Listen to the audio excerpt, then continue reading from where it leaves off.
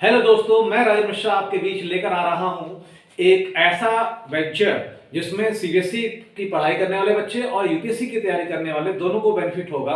आपको ये पता है कि यूपीएससी की जो तैयारी करते हैं उसका जो बेस होता है वो कहां से होता है, वो सीबीएसई से होता है। यानी 10th और 12th के अगर आप कोर्सेज को अच्छे से पढ़ाई करते हैं तो निश्चित रूप से वो आपके लिए बेनिफिशियल होगा यूपीएससी के लिए। तो अभी जो मैं शुरू करने जा रहा हूं तो क्लास 11 का सिविक्स, और मैं डेली हर एक चैप्टर को आपके बीच में लेकर आऊंगा। तो शुरू करते हैं। आज का जो हमारा टॉपिक है, संविधान क्यों और कैसे तथा संविधान का दर्शन। देखिए, चैप्टर वाइज हम पढ़ेंगे इसको, और एक चैप्टर में 1 दिन या 2 दिन का समय लगेगा। तो आप इसको ध्यान से देखिए और वीडियो को देखने के बाद लाइक और सब्सक्राइब जरूर करिए, ताकि जब हम इसको एक सीक्वेंस में लेकर आए तो वो बेनिफिट आपको मिल सके। याद रखिएगा कि ये क्लास जो होगी वो यूपीएससी और प्लस सीबीएसई क्लास 11 दोनों के लिए बेनिफिशियल है। तो आज का टॉपिक हमारा संविधान क्यों, कैसे और संविधान का दर्शन। तो बच्चों, सबसे पहली बात तो ये है कि संविधान है क्या, मैं इस पर चर्चा करना चाहूंगा आपके बीच में। आप लोगों को ऐसे एक आइडिया होगा कि संविधान है क्या। तो अगर इसकी वर्बल डेफिनेशन अगर देखी जाए, बहुत ही सिंपल डेफिनेशन है कि ऐसे नियमों का संकलन जिनके माध्यम से देश के शासन का संचालन होता है। यानी संविधान क्या है? नियमों का संकलन। और किस लिए ये नियम? देश के शासन के संचालन के लिए। वैसे अलग अलग संविधान विशेषज्ञों ने इसकी अलग अलग परिभाषाएं दी हैं, लेकिन कोई जरूरी नहीं है कि आप किसी और की भाषा में परिभाषा करें। ये सरल परिभाषा है कि ऐसे नियमों का संकलन जिनके माध्यम से देश का शासन संचालित होता है। तो ये तो हो गई संविधान की परिभाषा। अब प्रश्न ये है कि संविधान की जरूरत क्या है, क्यों है इसकी आवश्यकता। संविधान की आवश्यकता को समझने के लिए हमें इन बिंदुओं के आधार पर इसको देखना पड़ेगा। इसको देखने के बाद मैं आपको बताऊंगा कि हमारा संविधान बना कैसे, किन लोगों की उसमें भूमिका रही है और कैसे कैसे कौन कौन से स्टेज थे जिसके बेस पर हमारा संविधान बना। तो पहली जो संविधान की आवश्यकता का जो पहला बिंदु है वह है कि संविधान तालमेल बिठाता है। संविधान आवश्यकता क्यों है इसकी? तालमेल बिठाता है। तालमेल किसके बीच में?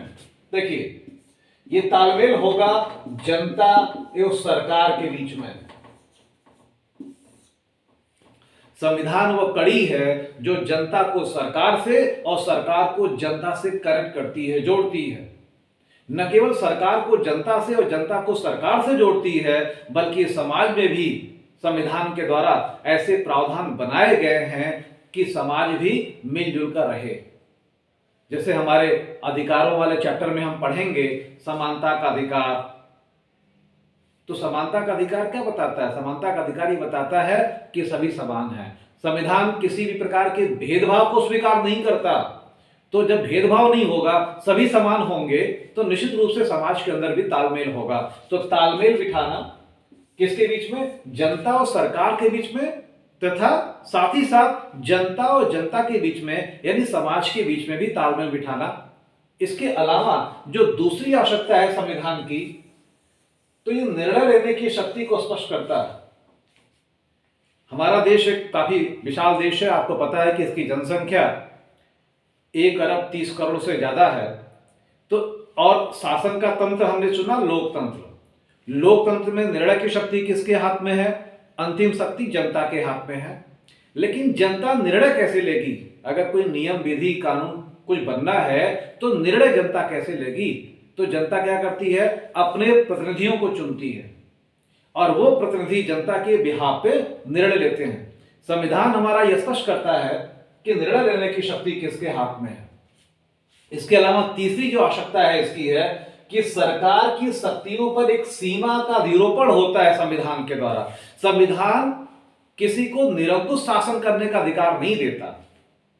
अगर पहले की बात की जाए, जब निरंकुश तंत्र के व्यवस्थाएं हुआ करती थी, जैसे आज भी कुछ देशों में है, जैसे चीन का उदाहरण आप देख सकते हैं, नॉर्थ कोरिया का उदाहरण आप देख सकते हैं, कि जहां पर सारा का सारा नियंत्रण कुछ लोगों के हाथ में है और वो जो चाहते हैं वही होता है। लेकिन जिन देशों में संविधान का पालन किया जाता है और लोकतांत्रिक शासन व्यवस्थाएं हैं जैसे हमारे देश में, तो यहां पर एक ऐसी व्यवस्था है संविधान के द्वारा जो सरकार की शक्तियों पर सीमा निरूपित करती है।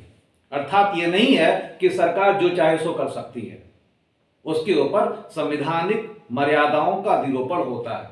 अब प्रश्न ये भी है कि अगर सरकार अतिक्रमण करती है तो क्या व्यवस्था है, तो उसके लिए न्यायपालिका है।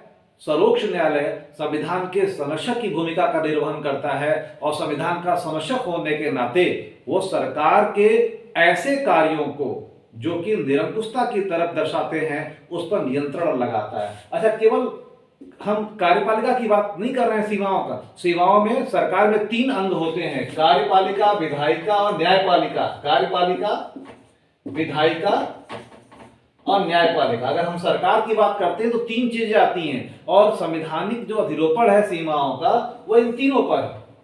इसके अलावा संविधान की आवश्यकता इस पॉइंट ऑफ व्यू से भी है कि यह समाज की आकांक्षाओं और लक्ष्य को भी प्रतिबिंबित करता है।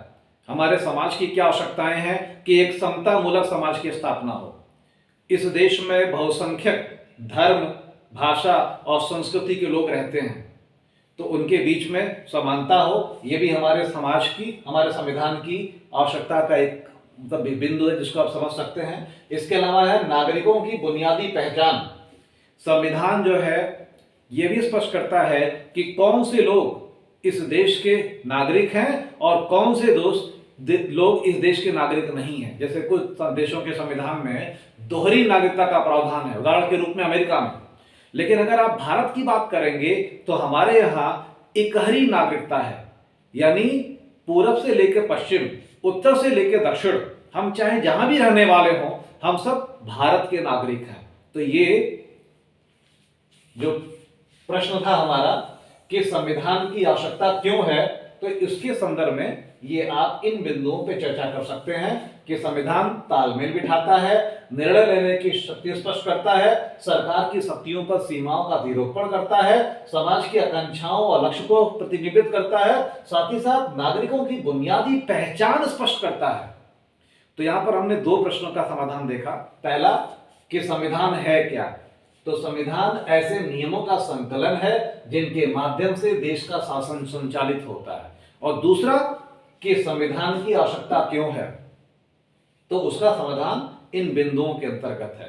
अब तीसरी जो चीज हम बात करने जा रहे हैं वो ये है कि हमारा संविधान बना कैसे, किन लोगों ने संविधान को बनाया, या संविधान के बनने के पहले देश के शासन का संचालन कैसे होता था। तो अगर आप प्राचीन काल की बात करो तो प्राचीन काल में कोई लिखित संविधान नहीं होता था, धर्मशास्त्र होते थे, जैसे मनुस्मृति आपने सुना होगा। तो इसी प्रकार के धर्मशास्त्र होते थे और शासक अपनी इच्छा के अनुरूप इन धर्मशास्त्रों के आधार पर शासन का संचालन करता था। यानी कोई लिपिबद्ध कानून नहीं था, राजा जब चाहे तब उसमें मनचाहा परिवर्तन कर सकता था।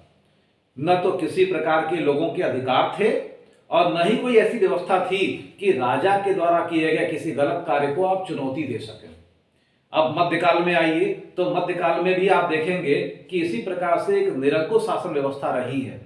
मुगल शासकों का या दिल्ली सल्तनत के सुल्तानों के शासनकाल को अगर आप देखेंगे तो उनके द्वारा भी मनमाने तरीके से यानी निरंकुशता के साथ शासन किया गया। उन लोगों के द्वारा भी किसी प्रकार की लिखित संवैधानिक व्यवस्था का प्रावधान नहीं किया गया। लेकिन जब आगे चलकर ब्रिटिश आए इस देश में और ब्रिटिश ने हमारे देश की राजनीतिक व्यवस्था पर अधिकार कर लिया, तो उन्होंने धीरे धीरे एक लिखित नियमों की श्रृंखला यहां पर स्थापित की, जिसको आप संविधान का रूप कह सकते हैं।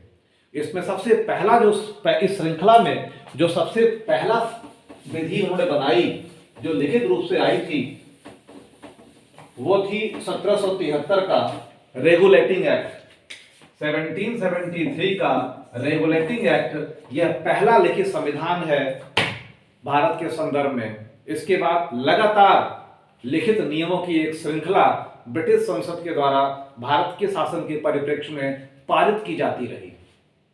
एक तरफ तो ये व्यवस्थाएं थीं, दूसरी तरफ ब्रिटिश शासन के द्वारा जो भारत का शोषण हो रहा था उस शोषण की वजह से भारतीय जनमानस के अंदर धीरे धीरे जागरूकता आई और धीरे धीरे हमारे देश में ब्रिटिश शासन से मुक्ति का प्रयास शुरू हुआ, जिसको इतिहास में राष्ट्रीय आंदोलन में आप पढ़ते होंगे।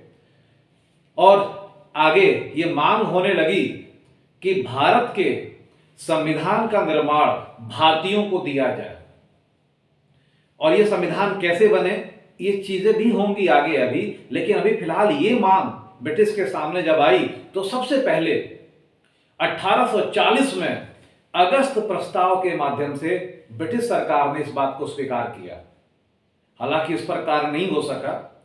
फिर आगे चलकर जब आजादी के हम और करीब पहुंचे और ब्रिटिश को ये लगने लगा कि उन्हें अब यहां पर और लंबा शासन करने का अधिकार नहीं रह गया है, यानी वो यहां से अब जाने वाले हैं, तो उन्होंने एक व्यवस्था बनाई। कैबिनेट मिशन योजना के तहत संविधान सभा बनी और इस संविधान सभा ने भारत के संविधान का निर्माण किया। अब संविधान सभा ने कैसे कार्य किया या कैसे ये व्यवस्थाएं बनी, इस चैप्टर में ही है, लेकिन इसका अध्ययन करेंगे हम कल की क्लास में। मैं नहीं चाहता हूं कि क्लास काफी लंबी हो, छोटे छोटे वीडियोस के रूप में आपके बीच में मैं चैप्टर वाइज लेकर आऊंगा, ताकि आप जो है अच्छे तरीके से टॉपिक को समझ सकें। Thank you.